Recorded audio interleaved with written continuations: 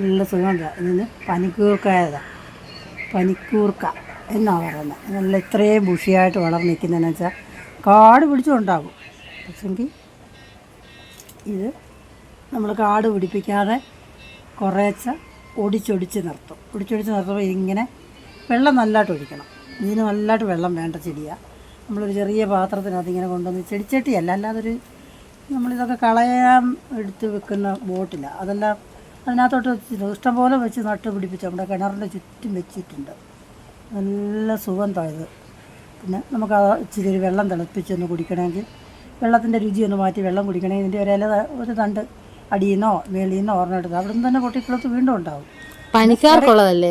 പനിക്കാർക്കുള്ളതല്ല, അല്ല, ആർക്ക് വേണമെങ്കിലും ഇതിൻ്റെ വെള്ളം കുടിക്കാം. നല്ല നമുക്ക് വേറൊരു ഫ്ലേവറാണ്. നമ്മൾ മറ്റുള്ള പിന്നെ പച്ചവെള്ളം വെറുതെ കുടിക്കുന്നതിന് അങ്ങനെ ആയിരിക്കുന്നത്. അതുപോലെ പച്ചവെള്ളം ഇഷ്ടപ്പെടുന്നവരുണ്ട്, എങ്കിലും ഒരു വെള്ളത്തിനൊരു വേറൊരു ടേസ്റ്റ് വേണം എന്ന് ചിന്തിക്കുന്നവർക്ക് ഈ ഒരു ഫ്ലേവർ നല്ല. കാരണം ഇതിങ്ങനെ വളർത്തുക എന്ന് പറയുന്നത് ചിലർ കാട് പോലെ മുറ്റത്തും സൈഡിലുമൊക്കെ നിർത്തും. പക്ഷെ അതിലും നല്ലത് ഇങ്ങനെ ഇതുപോലെ ഒരു ചെറിയ ബോട്ടിലിനകത്ത് ഇങ്ങനെ നിർത്താമെങ്കിൽ നല്ലതായിട്ട് നിൽക്കുകയും ചെയ്യും. കാണാനും ഭംഗി, നല്ല പോകുമ്പോൾ നല്ല കിണറിൻ്റെ ഇടയ്ക്ക് പോകുമ്പോൾ നല്ല മണമായിരുന്നു. അപ്പോൾ ഇത് ഓരോ ഇടയ്ക്കൊക്കെ ഞങ്ങൾ ഓരോ വെള്ളം തിളപ്പിക്കാനായിട്ട് ഓരോ ഇല ഞുള്ളിയിട്ട് ഒരു 3 ഗ്ലാസ് നല്ല മണമാണ്.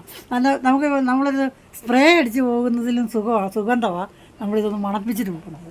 അത്ര രസമാണ് ഇത്.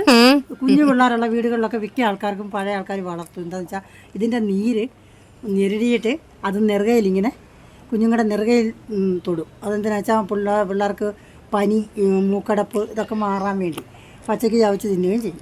ഒക്കെ അതിൻ്റെയൊക്കെ ടേസ്റ്റ് നമുക്ക് ഇഷ്ടമുള്ള ടേസ്റ്റ് അല്ല, പക്ഷേ എങ്കിലും അതൊക്കെ ഒരു മരുന്നിന് തുല്യമാണ്. അപ്പം എന്നാൽ ചെടി വളർത്തുന്നവർക്ക് ഇത് നല്ലൊരു സന്തോഷമാണ്. ഇത് കാണുന്നത് നമുക്കൊക്കെ വലിയ സന്തോഷം. എനിക്ക് വലിയ സന്തോഷം എന്നു വെച്ചാൽ ഇത് കാണുന്നത്. പിന്നെ ഇങ്ങനെ കൊണ്ട് നിർത്തിയിട്ട് ഇടയ്ക്ക് ഓരോ ഇല നമ്മുടെ വീണ്ടും മുറ്റത്ത് തന്നെയല്ലേ നുള്ളി എടുക്കുന്നത്. അതൊക്കെ നമുക്ക് സന്തോഷമാണ്. അപ്പോൾ ഇത് വളർത്താൻ ആഗ്രഹമുള്ളവർ വളർത്താം. ഇതിൻ്റെ വേറൊരു വെറൈറ്റി ഉണ്ട്. അത് നമ്മൾ വെള്ളത്തിനോ ഒന്നും ഉപയോഗിച്ച് ചെടിക്ക് അലങ്കാര ചെടിയായിട്ട് നിർത്തുന്ന